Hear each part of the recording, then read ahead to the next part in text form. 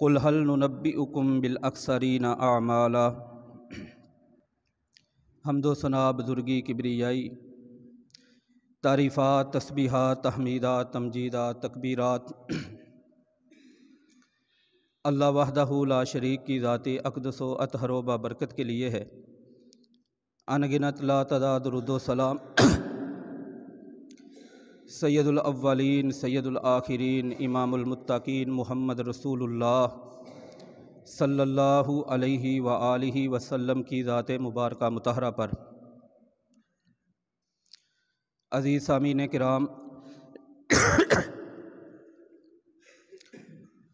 آج 5 ربیع الاول اور ہم سب اس بات سے بخوبی آگاہ ہیں کہ ربیع الاول کا مہینہ ہمارے ہاں بہت زیادہ اہمیت کا حامل ہے۔ ایک الگ سی کیفیت آپ کو پورے ملک میں نظر آتی ہے۔ محبت رسول، عقیدت رسول محمد صلی اللہ علیہ وآلہ وسلم کے حوالے سے اس کا رنگ مختلف ہو سکتا ہے، مثبت بھی ہو سکتا ہے، منفی بھی ہو سکتا ہے، طریقہ کار میں اختلاف اپنی جگہ پر لوگوں کا موجود ہے۔ بہرحال دونوں طرف سے میری مراد ایک وہ لوگ جو محبت رسول کا نام لے کر عید میلاد النبی کا رد کرتے نظر آتے ہیں، اور دوسری طرف محبت رسول کا نام لے کر عید میلاد النبی کو مناتے ہوئے نظر آتے ہیں۔ ہر سال یہ ماحول ہمارے ملک میں بنتا ہے۔ جہاں تک بات محبت رسول کی ہے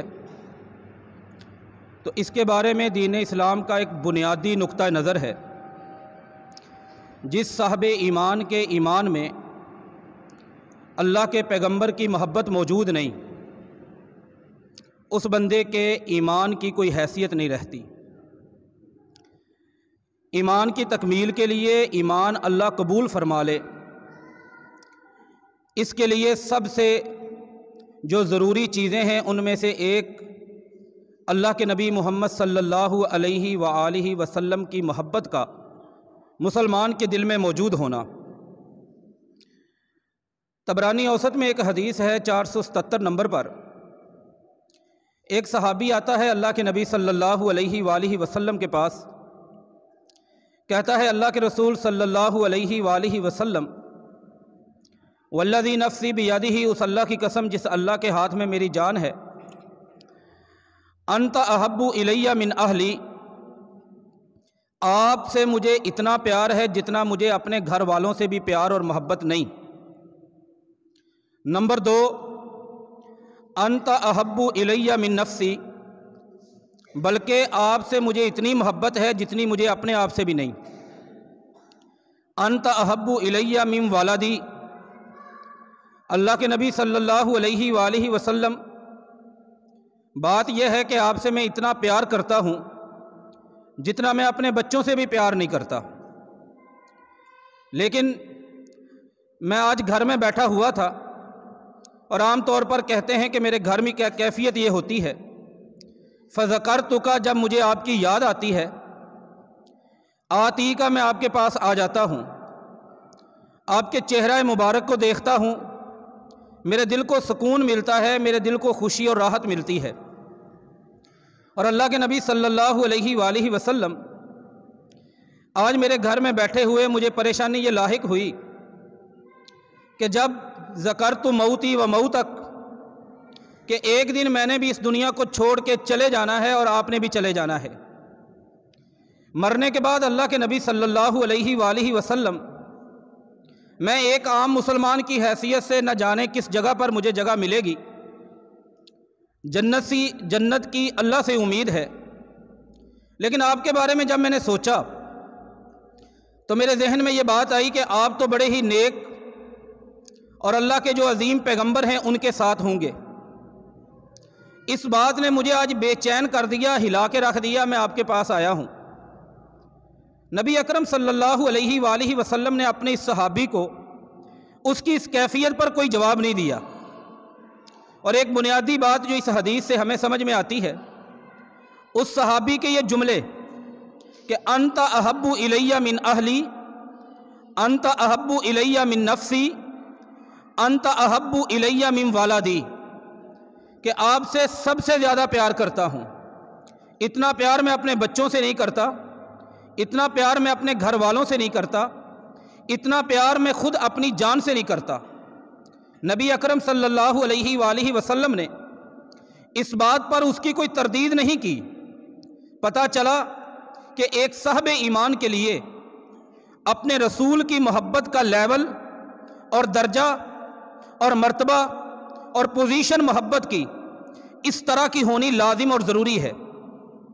نبی اکرم صلی اللہ علیہ وآلہ وسلم نے اس سائل کے سوال کا جواب اپنی زبان سے نہیں دیا، عرش بری سے پروردگار کائنات نے جبریل امین کو قرآن مجید فرقان حمید کی آیت دے کر بھیجا، من یطع اللہ والرسول، فرمایا کہ جو بندہ اللہ اور اللہ کے رسول کی اطاعت کرے گا، آگے اس کی فضیلت بیان فرمائی کہ یہ لوگ فاولئک مع الذین انعم اللہ علیہم من النبیین والصدیقین والشہداء والصالحین وحسن اولئک رفیقا، یہ لوگ وہ انعام یافتہ لوگ ہیں جو قیامت والے دن انبیاء کرام علیہم السلام کے ساتھ ہوں گے، یہ وہ لوگ ہیں جو صدیقین کے ساتھ ہوں گے، یہ وہ لوگ ہیں جو شہداء کے ساتھ ہوں گے۔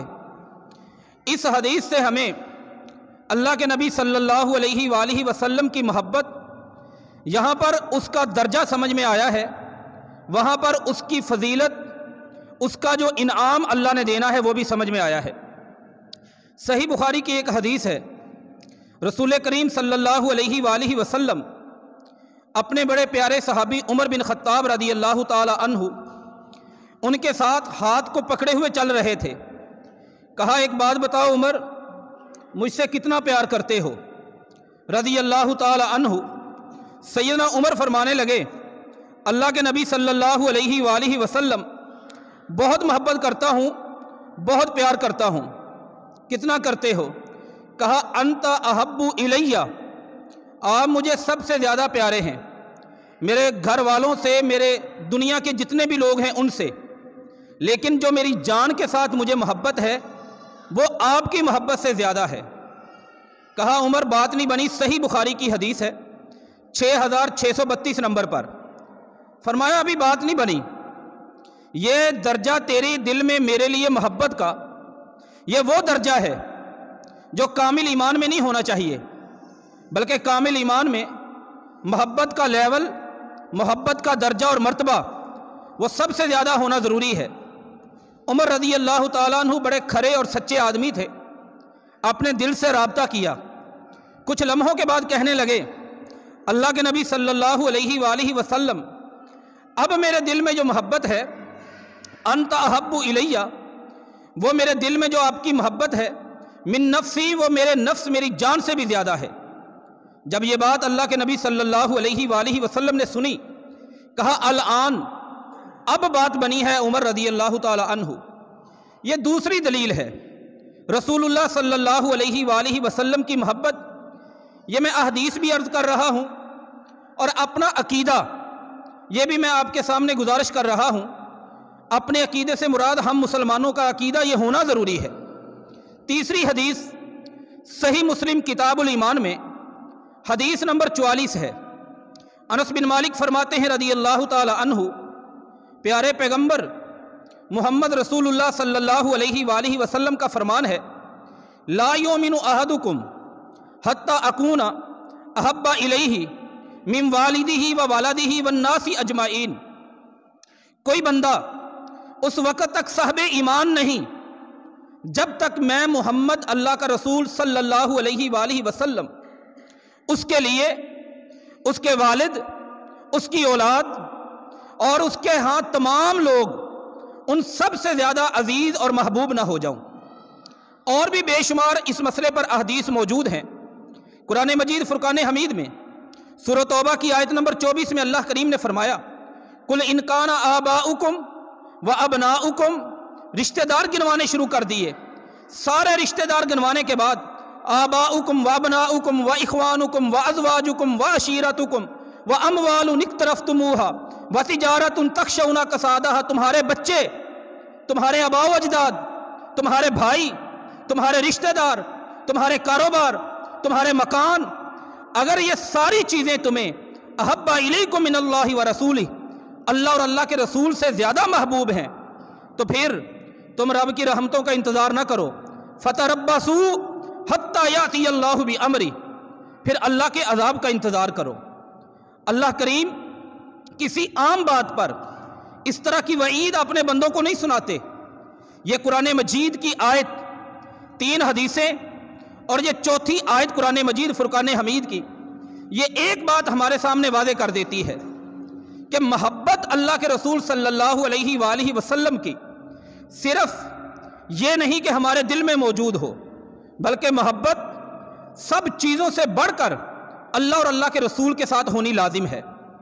اب یہ بنیادی بات ہے، اسی محبت کا نام لے کر اس ماہ ربیع الاول کے اندر ہمیں 2 طرح کے فرقے، 2 طرح کے گروہ نظر آتے ہیں۔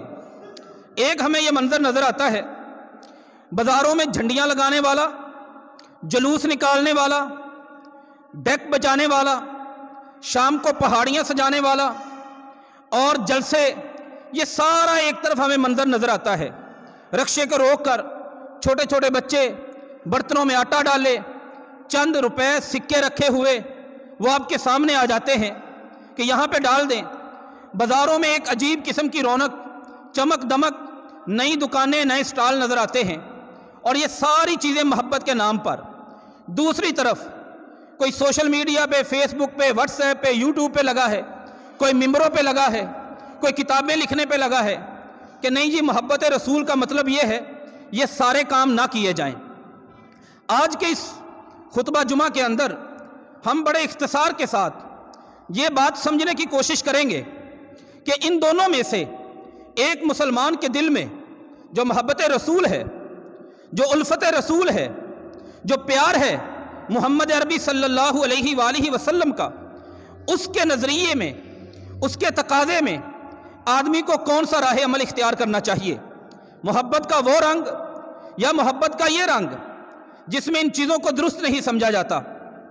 ہم یہ ساری چیزوں کو اٹھا کر، بڑی سادہ سی بات ہے، مدینہ کی تاریخ کھولیں، کوئی لڑائی نہیں، کوئی فتویٰ نہیں، سیدنا ابو بکر صدیق رضی اللہ تعالی عنہ جو اللہ کے نبی صلی اللہ علیہ وآلہ وسلم کے اشاروں پر اپنی ہر چیز قربان کر دینے والے تھے، سیدنا عمر، عثمان، علی، طلحہ، زبیر، سعد، سعید رضی اللہ تعالی عنہم اجمعین، ان تمام لوگوں کی شخصیت آپ دیکھیں، ان کی محبت اللہ کے پیغمبر کے ساتھ دیکھیں، ان کا پیار اللہ کے پیغمبر کے ساتھ دیکھیں، اور ان کی دیوانگی جو محبت کے اندر تھی اس کو ان احادیث کی کتابوں میں پڑھیں، پھر ان کے گھروں کو دیکھیں، کیا ان کے گھروں میں بھی یہ سارے مناظر محبت کے نام پر ہوتے تھے؟ اگر یہ سب کچھ ہوتا تھا تو یتبع غیر سبیل المومنین، پھر یہ مومنوں کا راستہ ہے، مومنوں کے راستے سے ہٹ کر کوئی اور راستہ نہیں۔ لیکن اگر یہ پہلی صدیاں گزر جائیں، کہیں پر محبت کا یہ روپ نہ نظر آئے، اور بعد میں لوگ اس کام کو کرنے لگیں اور اس کو جسٹیفائی کریں، یعنی دلائل یوں دینا شروع کر دیں، تو پھر کہ ساری 4 دلیلیں آپ کو نکلیں گی۔ ہم لوگ، بعض ہمارے جو بھائی ہیں، وہ اس ماحول میں نقطہ نظر یہ رکھتے ہیں کہ یار یہ باتیں چھوڑ دینی چاہیے، جو مناتے ہیں میلاد، عید میلاد النبی منانے دیں، آپ نہیں مناتے نہ منائیں، آپ اپنی جگہ پہ رہیں، وہ اپنی جگہ پہ رہیں۔ اگر بات یہی تک ہونا تو میرا خیال ہے پھر تو جھگڑے ہمارے ختم ہو جائیں۔ جھگڑا تب شروع ہوتا ہے جب عید میلاد النبی منانے والے صرف عید میلاد النبی نہیں مناتے، ساتھ چھیڑ خانی شروع کرتے ہیں۔ کیا آپ کو ہر چوک کے اندر یہ شعر لکھا ہوا نظر نہیں آتا؟ نثار تیری چہل پہل پہ ہزاروں عید ربیع الاول سوائے ابلیس کے سبھی اس جہاں میں خوشیاں منا رہے ہیں۔ کون ہے ابلیس؟ لفظ ابلیس بینر پر، اشتہار پر، پمفلٹ پر، مسجد کے دروازے پر لکھ کر کس کو چھیڑنے کی کوشش کی جا رہی ہے؟ اگر بات نہ چھیڑنے کی ہے تو پھر ٹھیک ہے، اس بات پر بھی چھیڑ چھاڑ کا انداز ایک آدمی کو دلائل رکھتے ہوئے، سنت کی اتباع کرتے ہوئے سیدھا سیدھا ہی لوگ اس دنیا میں، دین اس دنیا میں کلمہ پڑھنے والے کو متعین کر کے کھلی چھٹی نہیں دیتا کہ آپ اسے کافر کہیں۔ کافروں سے اگلا درجہ آپ کسی کو ابلیس کہنا شروع کر دیں، اور پھر یہ لفظ ابلیس کی اس شعر کے اندر زد کس کس پہ پڑتی ہے؟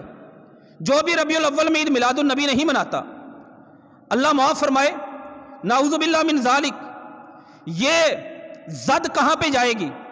اور یہ سلسلہ جب پیچھے لے کے جائیں گے، کون کون سی ہستیاں اس شعر کی زد میں آئیں گی؟ دلائل کا جائزہ لیتے ہیں۔ ہمارے یہ بھائی جب یہ سارے امور کرتے ہیں، سب سے پہلے جس مسئلے پر لڑائی ہو، جس مسئلے پر جھگڑا ہو، جس مسئلے پر اختلاف ہو، اس مسئلے کو واضح ہونا ضروری ہے کہ بات کیا ہے۔ بات ہے جی عید میلاد النبی کے اوپر، منانی ہے یا نہیں منانی؟ عید میلاد النبی کا مطلب کیا ہے؟ پہلے یہ مطلب ہم واضح کر لیتے ہیں، تصویر کیا ہے؟ عید میلاد النبی کا مطلب اس دن کے آنے سے پہلے، 12 ربیع الاول کے آنے سے پہلے چوکوں میں، چراہوں میں، دکانوں پر سے، مسجد کے سپیکروں میں چندہ اکٹھا کرنا۔ نمبر 2، پھر اس چندے کے ساتھ جھنڈیاں خریدنا۔ نمبر 3، ان جھنڈیوں کو بازاروں میں، دیواروں پر، مکانوں پہ، دکانوں پہ لگا لینا۔ نمبر 4، عید میلاد النبی والے دن جلوس کا اہتمام کرنا، گاڑیوں کا اہتمام کرنا، اس پہ ڈیک لگانا، پھر ایسی نعتیں جن میں میوزک مکس ہوتا ہے، جو گانوں کی طرز پہ ہوتی ہیں، اور نوجوان بڑی ہلر بازی کرتے ہوئے، شور شرابہ کرتے ہوئے، اونچی آواز سے ڈیک چلا کے ان گاڑیوں کی شکل میں جلوس نکالتے ہیں، اپنے مخالف مکتب فکر، مخالف مسلک کے مساجد، اداروں کے سامنے اونچی آواز سے نعرے لگاتے ہیں۔ پھر اسی پر کھانے پینے کے رنگ برنگ ڈشیں ان کا اہتمام کیا جاتا ہے۔ پھر شام کو کعبۃ اللہ کی، روضہ رسول کی شکل بنا کر کچھ کارٹون، کچھ کھلونے رکھ کے پہاڑیاں بنائی جاتی ہیں۔ ان کو دیکھنے کے لیے بے پرد عورتیں، بچیاں، بہنیں اور نوجوان لڑکے وہ گروپوں، ٹولیوں کی شکل میں نکلتے ہیں، اور وہاں پہ ان سے پیسے چندے کے نام پر لیے جاتے ہیں۔ پھر اگلے دن وہی روضہ رسول جس کی شکل بنائی ہوتی ہے، اور وہی کعبۃ اللہ جس کی شکل بنائی ہوتی ہے، لکڑیوں کے ساتھ، مٹی کے ساتھ، باقاعدہ رنگ وہی دے کر اس کو بڑی بے دردی سے مسمار کر دیا جاتا ہے۔ صرف ایک بات یہاں پہ، اگر روضہ رسول اور کعبۃ اللہ اس کی تمثیل، اس کی شکل بنانا ثواب تھا، تو شکل بنانے کے بعد توڑنا، اس کو مسمار کرنا، اس کو ہم کیا کہیں گے؟ اس کو بھی ثواب کہیں گے یا اس کو گناہ کہیں گے؟ یہ ایک سوال ہے جو ہم سب کے ذہنوں میں آنا چاہیے۔ جب ہم بات عید میلاد النبی کی کرتے ہیں تو یہ سارا ماحول مراد ہوتا ہے۔ اب اس سارے ماحول کے اوپر اب کسی اپنے مسلمان بھائی سے بڑی محبت اور بڑے پیار سے بات کریں کہ بھائی یہ آپ کیوں کرتے ہیں؟ کوئی دلیل ہے؟ کہیں گے جی دلیل ہے۔ 4 دلیلیں میں نے عرض کیا تھا۔ پہلی دلیل اسے کہتے ہیں اگر، دوسری دلیل لفظ مگر، تیسری دلیل تو پھر، چوتھی دلیل لہٰذا۔ یہ 4 اردو کے لفظ ان کی دلیل میں لازمی موجود ہوں گے۔ پہلی دلیل ہے، کہتے ہیں صحیح مسلم میں کتاب الصوم کے اندر ایک حدیث، سئل رسول اللہ صلی اللہ علیہ وآلہ وسلم عن صوم یوم الاثنین، اللہ کے نبی صلی اللہ علیہ وآلہ وسلم سے سوال ہوا آپ سوموار کا روزہ کیوں رکھتے ہیں؟ آپ نے فرمایا اس لیے رکھتا ہوں کہ سوموار والے دن ولدت فیہ، میری پیدائش ہوئی تھی۔ ہم یہیں پر رکتے ہیں، باتیں اور بھی ہیں۔ کہتے ہیں اللہ کے نبی صلی اللہ علیہ وآلہ وسلم سوموار والے دن پیدا ہوئے، آپ نے سوموار والے دن روزہ رکھا۔ اب جب آپ نے روزہ رکھا ہے تو اس کا مطلب آپ نے خوشی منائی ہے، عید میلاد النبی ثابت ہو گئی۔ اب روزہ رکھا ہے، جلوس نہیں نکالا، روزہ رکھا ہے، پہاڑی نہیں لگائی، روزہ رکھا ہے، ڈیک نہیں چلایا، روزہ رکھا ہے، چندہ نہیں اکٹھا کیا، روزہ رکھا ہے، آپ نے جھنڈیاں نہیں لگائیں، روزہ رکھا ہے، مخالفوں کو گالیاں نہیں نکالنی، روزہ رکھا ہے، نہ رکھنے والے کو ابلیس نہیں کہا۔ اگر ہماری آج کی یہ ساری سیلیبریشن، یہ ساری تقریب، اس کی دلیل یہ حدیث ہے، تو حدیث کا تو رنگ ہی اور ہے اور ہمارا ماحول اور ہے۔ ایک سمجھدار آدمی صرف اتنی باتوں سے سمجھ جاتا ہے کہ وہ والی مسلم کی حدیث یہ دلیل نہیں بنتی۔ اب میرے نبی صلی اللہ علیہ وآلہ وسلم میں بڑی حکمت والی بات اگر ہم سمجھنا چاہیں تو دراصل یہ جو دلیل ہے نا نبی کریم صلی اللہ علیہ وآلہ وسلم کی، پیدائش والے دن روزہ رکھنا، یہ آپ نے فتویٰ دیا ہے، اللہ کی عزت کی قسم یہ فتویٰ دیا ہے۔ فتویٰ کس بات کا؟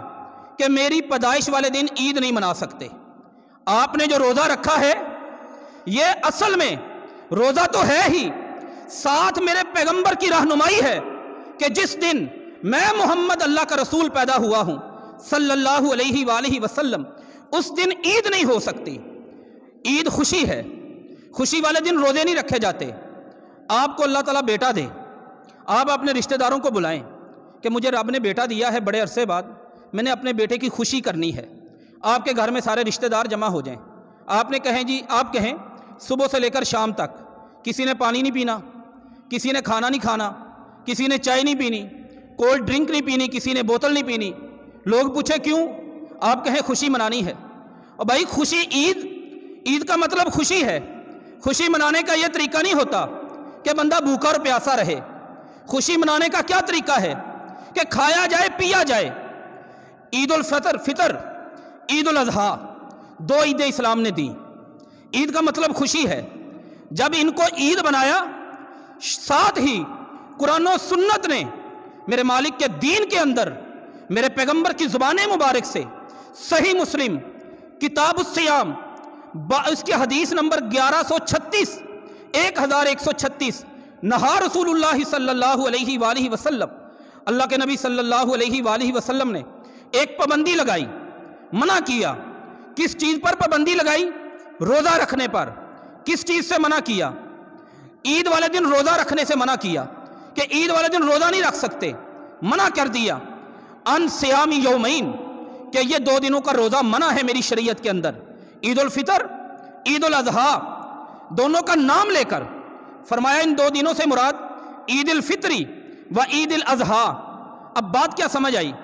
کہ عید کا دن خوشی کا دن ہے، سیلیبریشن ہے، کھانے پینے کا دن ہے، خوشیاں منانے کا دن ہے۔ اگر روزہ رکھ لیا تو یہ خوشی نہ ہوئی۔ آپ نے روزہ رکھا اپنی پیدائش والے دن، کیا بتایا؟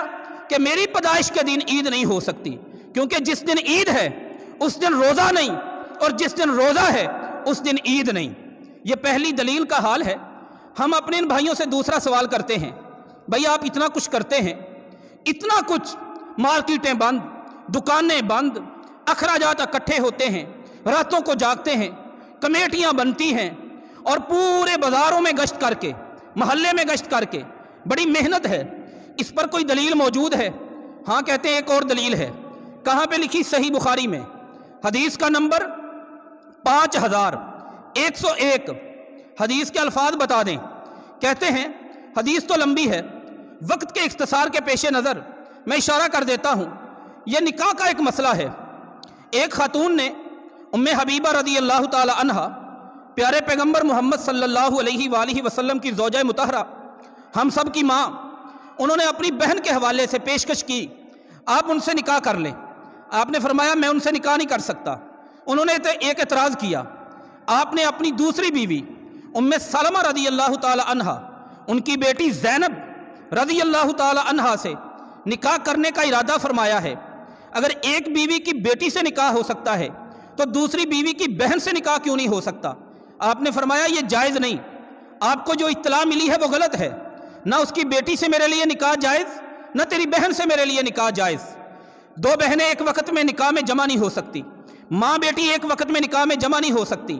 ساتھ آپ نے ایک اور وضاحت فرمائی دودھ پلانے کے حوالے سے۔ امام بخاری اس حدیث کو مکمل کرنے کے بعد، اس حدیث کے اندر ایک لفظ آیا تھا، اس کا نام، ایک لڑکی کا نام تھا سویبہ، اسے اردو میں صوبیہ پڑھتے ہیں، پنجابی میں صوبیہ کہتے ہیں، سویبہ نام تھا۔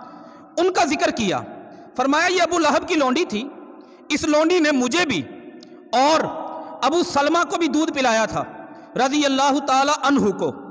یہ کہنے کے بعد امام بخاری رحمۃ اللہ علیہ نے نیچے کچھ لائنیں لکھی ہیں۔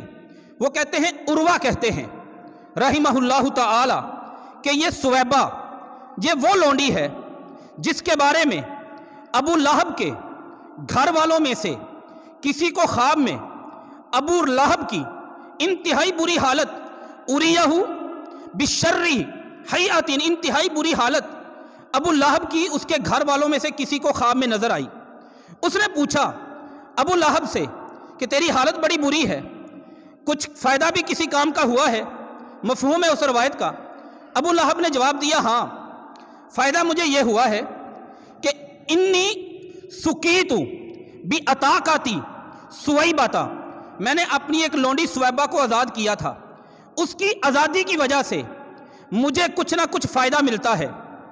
کہتے ہیں یہ خواب آیا تھا، اس خواب میں پتہ چلا ابو لہب کافر تھا، نبی کی پیدائش پر خوشی کرتے ہوئے ایک لونڈی کو آزاد کیا، اسے فائدہ ہوا۔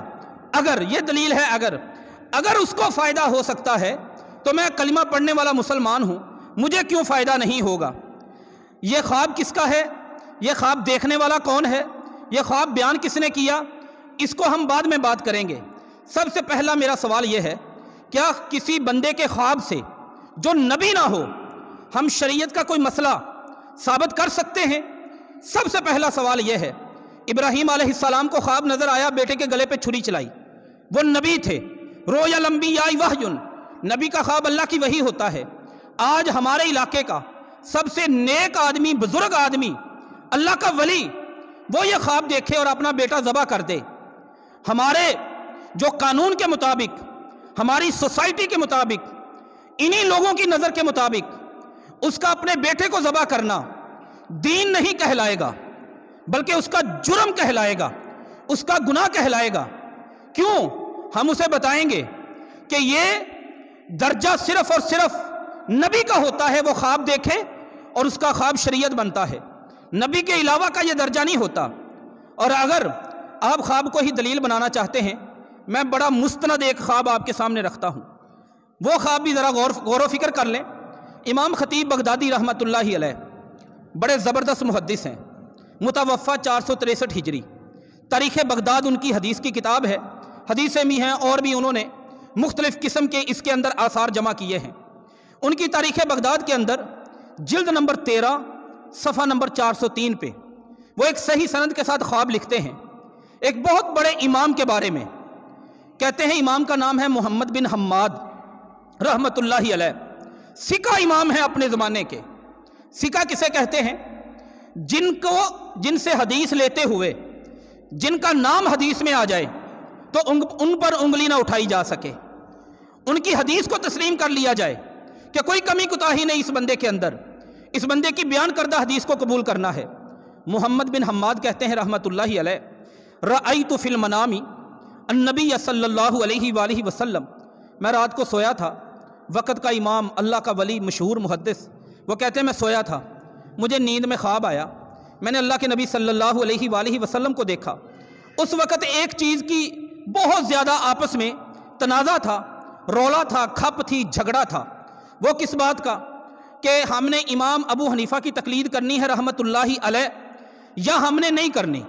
محدثین کی حدیثیں سن کر اس کے مطابق اپنی نماز، اپنا روزہ، اپنی زکوٰۃ، اپنا حج، اپنا عمل اس کو کرنا ہے یا امام ابو حنیفہ رحمۃ اللہ علیہ کی تقلید کر کے کرنا ہے؟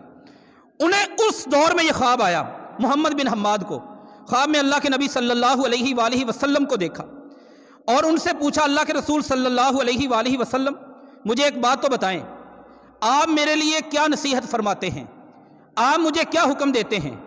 انظر فی کتاب ابی حنیفہ وصاحبیہ وآمل علیہا، میرے لیے آپ کا کیا آرڈر ہے؟ امام ابو حنیفہ رحمۃ اللہ علیہ کے جو مسئلے ہیں، جو ان کے بتائے ہوئے فتوے ہیں، جو ان کے شاگردوں کی کتابیں ہیں، میں انہیں پڑھا کروں، ان کو پڑھ کر اس پہ عمل کیا کروں؟ کہتے ہیں مجھے خواب میں اللہ کے نبی صلی اللہ علیہ وآلہ وسلم نے فقال ثلاثا لا لا لا 3 مرتبہ کہا، ایسا نہیں کرنا، ایسا نہیں کرنا، ایسا نہیں کرنا۔ کہتے ہیں میں نے دوسرا سوال کیا، اللہ کے نبی صلی اللہ علیہ وآلہ وسلم آپ کا کیا حکم ہے میرے لیے؟ کیا میں رأیت فی کتب المحدثین، حدیث لکھنے والوں کی کتابوں کو میں دیکھا کروں اور ان میں جو چیزیں مجھے ملیں اعمل علیہا، اس پر میں عمل کیا کروں؟ کہتے ہیں 3 مرتبہ مجھے اللہ کے نبی صلی اللہ علیہ وآلہ وسلم نے کہا نعم، ہاں ہاں ہاں۔ اب یہ خواب ایک اللہ کے ولی کا ہے، وہ خواب کافر کا ہے۔ اگر آپ کافر کے خواب کو دلیل بنا کے شریعت کا ایک مسئلہ ثابت کرتے ہیں تو یہ تو اللہ کے ولی کا اور امام کا خواب ہے، اور یہ کہہ رہے ہیں کہ مجھے میرے نبی صلی اللہ علیہ وآلہ وسلم نے فرمایا۔ امام ابو حنیفہ نعمان بن ثابت رحمت اللہ علیہ، ان کی کتابوں کو نہیں دیکھنا، ان کی کتابوں پہ عمل نہیں کرنا، اگر اس کی بنیاد پہ آپ ایک سیلیبریشن کرتے ہیں اس خواب کی بنیاد پہ، وہ خواب بھی کافر کا ہے، تو یہ تو خواب ایک اللہ کے ولی کا ہے، یہ تو ایک امام کا ہے، ایک محدث کا ہے۔ کیا اس خواب کی بنیاد پہ میں ایک طالب علم کی حیثیت سے یہ مطالبہ کرنے کا حق رکھتا ہوں کہ پھر امام ابو حنیفہ رحمۃ اللہ علیہ کی کتابوں کو چھوڑ دیں؟ درست بات کیا ہے کہ وہ بھی خواب ہے، مسئلہ اس سے بھی نہیں بنے گا، یہ بھی خواب ہے، مسئلہ اس سے بھی نہیں بنے گا۔ یہ سب سے پہلی بات۔ دوسری بات، یہ خواب کس نے بیان کیا؟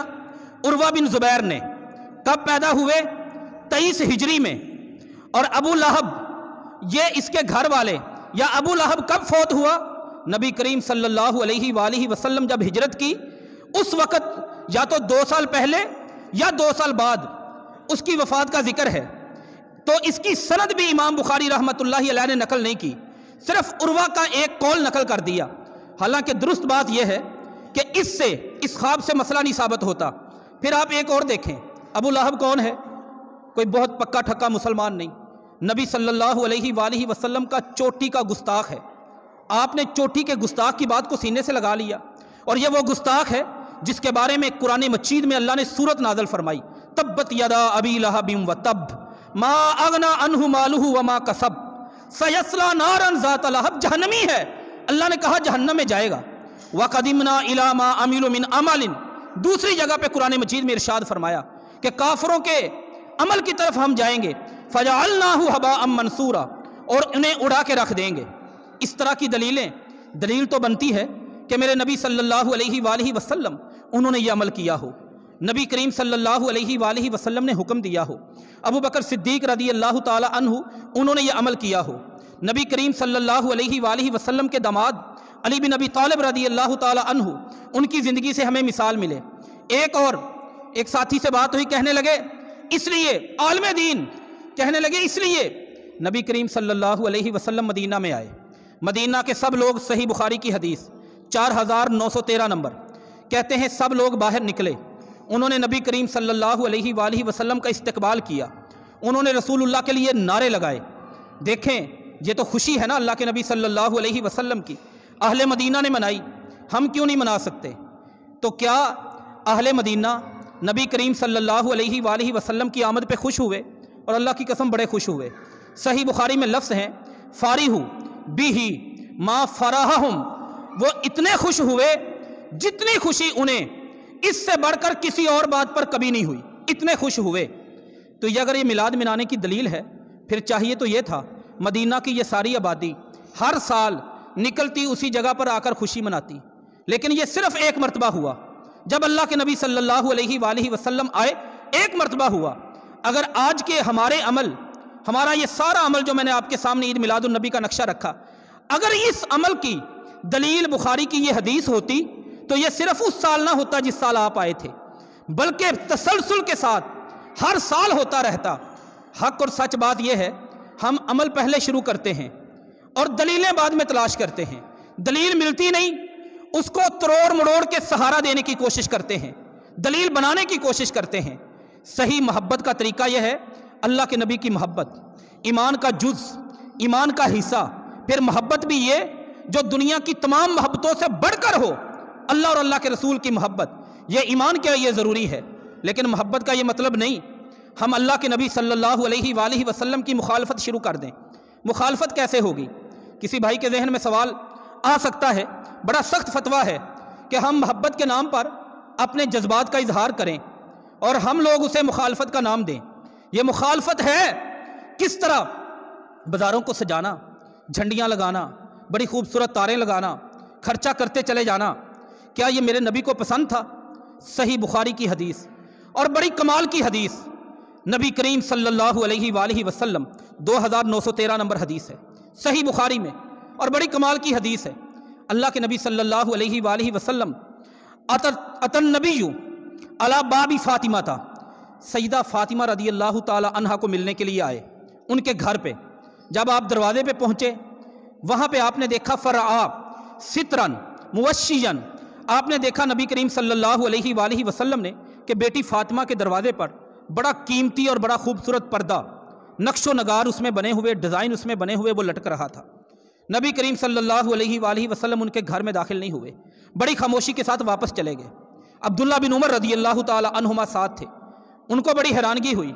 किसी ने जाके फातिमा को बताया रदी अल्लाह ताला अन्हा को, तेरे बाबा आए थे, तेरे घर में दाखिल नहीं हुए, वापस चले गए।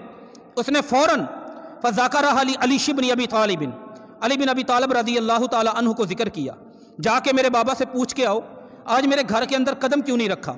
अली बिन अबी तालिब गए, नबी करीम सल्लल्लाहु अलैहि वसल्लम उनसे जाके सवाल किया, अल्लाह के नबी सल्लल्लाहु अलैहि वसल्लम आप हमारे घर में आए थे, कदम नहीं रखा आपने, वजह क्या थी? फरमाया मैंने तुम्हारे दरवाजे पर एक बड़ा कीमती डिज़ाइन वाला खूबसूरत पर्दा लटका हुआ देखा है। मेरा क्या काम है उस घर में? माली वली दुनिया, जिस घर में दुनिया की ज़ेबो ज़ीनत इस तरह से मौजूद हो, मेरा वहाँ पे जाना बनता नहीं है। हम तो कुर्सियाँ खाली लगते हैं ना, हमसे मुराद हमारे भाई जलसा करवाते हैं, एक कुर्सी खाली पड़ी होती, ये क्यों है?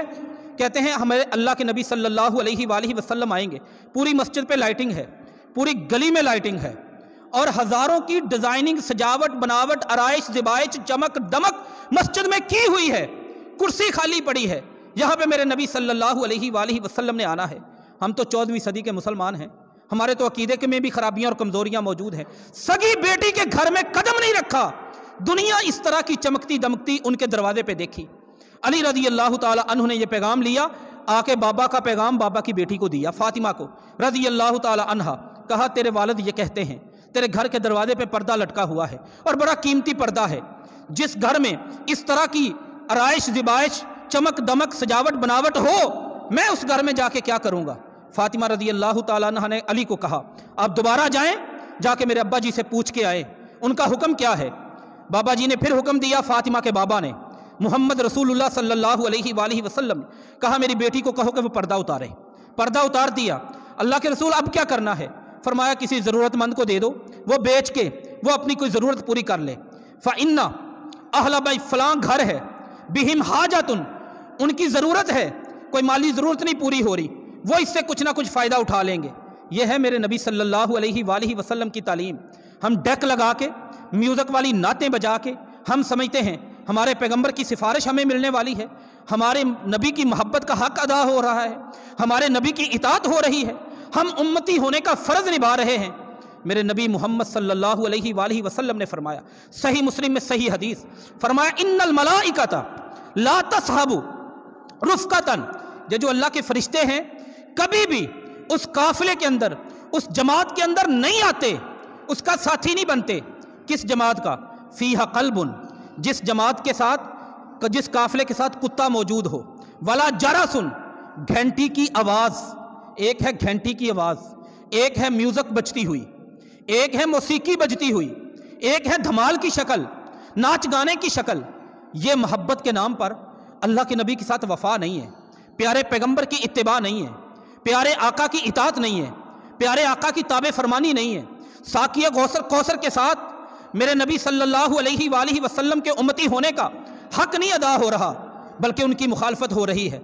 हमारे बाज़ अहबाब कहते हैं छोड़ें जी, ये भी भला कौन सा कोई मसला है। उनकी नीयत तो देखें, उनके दिल के अंदर कितना प्यार है अल्लाह के रसूल सल्लल्लाहु अलैहि वसल्लम। इसको जस्टिफाई करते हैं, इसको सहारा देते हैं, कबूल करने की कोशिश करते हैं। किस बुनियाद पर? नीयत की बुनियाद पर। नीयत तो अच्छी है, क्या दीन इस्लाम के अंदर नीयत अच्छी हो, बंदे की काम अच्छा हो, तो वो अल्लाह के यहाँ कबूल हो जाता है। तरीका अल्लाह के रसूल का ना हो, यह सवाल है एक। फिर अर्ज कर दूं, नीयत बंदे की अच्छी, काम भी बंदे का अच्छा है, लेकिन तरीका अल्लाह के रसूल का नहीं।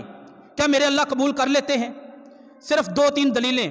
سب سے پہلے نمبر پر صحیح مسلم کی حدیث 1961 نمبر پر نبی کریم صلی اللہ علیہ وآلہ وسلم عید الاضحیٰ کی نماز پڑھ کے نکلے۔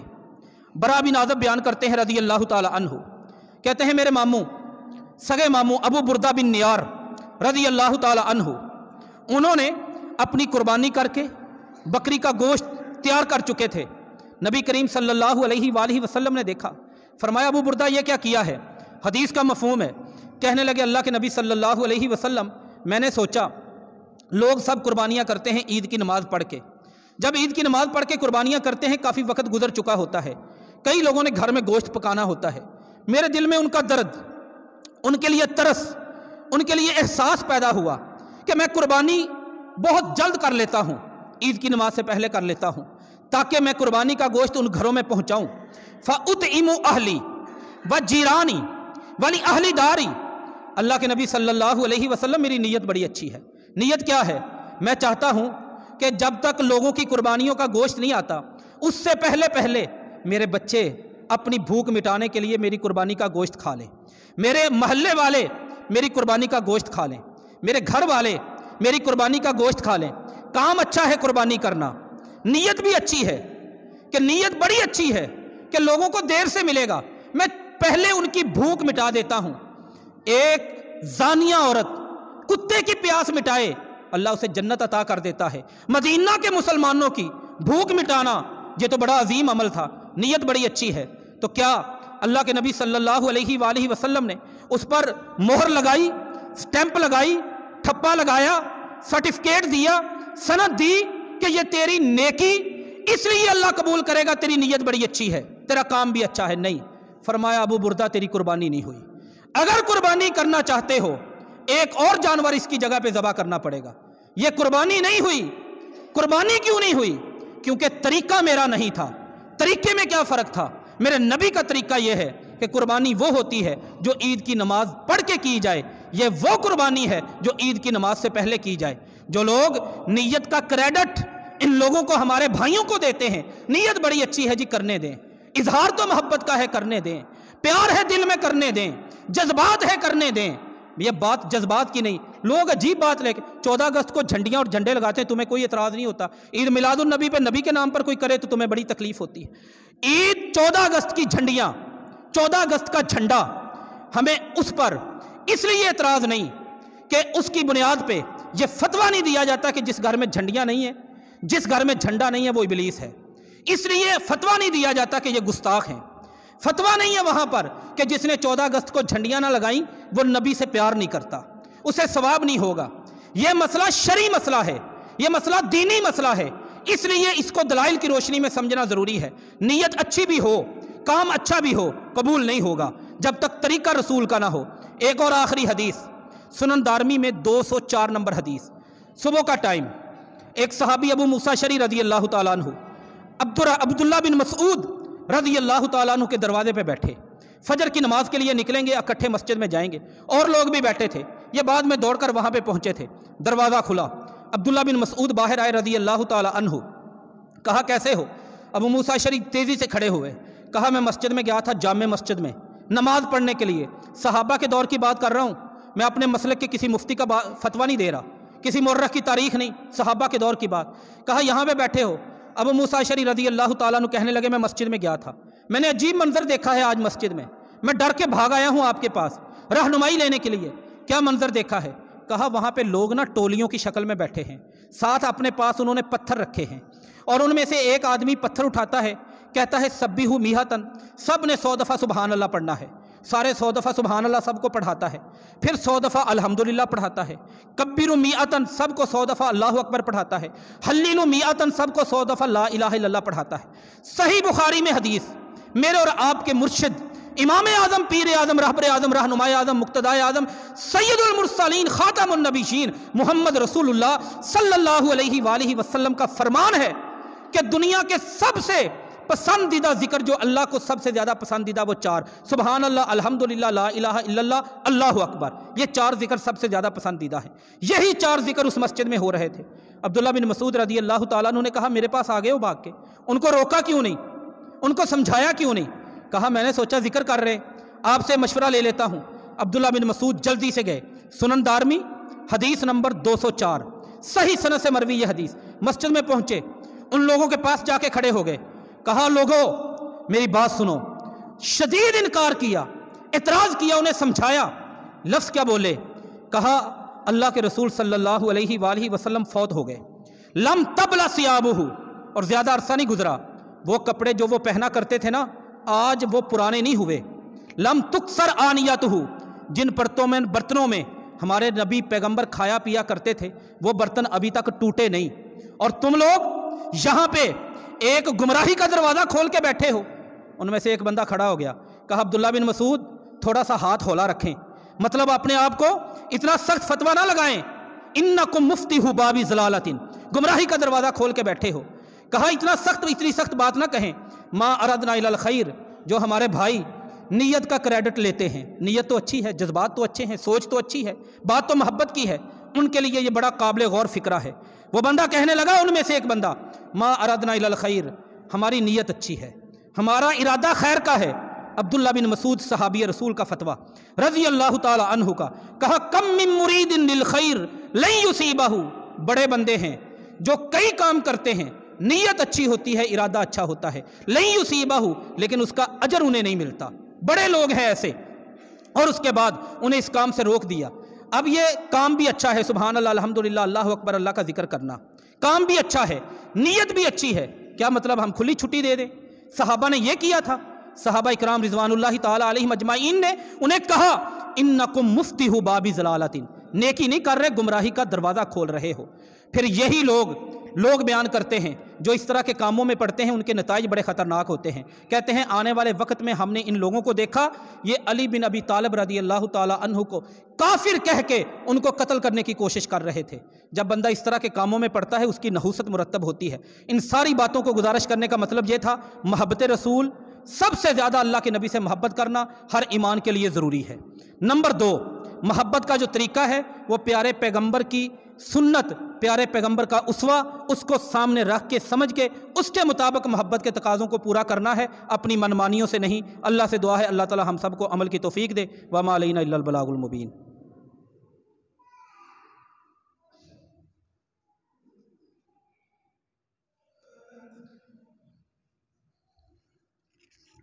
ان الحمد للہ نحمدہ ونستعینہ ونستغفرہ ونعوذ باللہ من شرور انفسنا ومن سیئات اعمالنا، من یہدہ اللہ فلا مضل لہ ومن یضلل فلا ہادی لہ، واشہد ان لا الہ الا اللہ واشہد ان محمدا عبدہ ورسولہ۔